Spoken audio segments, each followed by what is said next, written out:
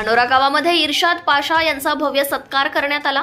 जिंतूर तालुक्यातील धानोरा गावामध्ये दूधगाव महसूल मंडळातील शेतकऱ्यांच्या अन्यायावर वाचा फोडणारे शेतकरी नेते, ज्यांच्या संघर्षामुळे शेतकऱ्यांच्या पदरात विमा पडला, असे इर्शाद पाशा यांचा दिनांक 23 जुलै वार मंगळवार रोजी धानोरा गावातील महारुद्र मंदिरावर गावातील ज्येष्ठ मंडळी व शेतकरी यांच्या हस्ते सत्कार करण्यात आला।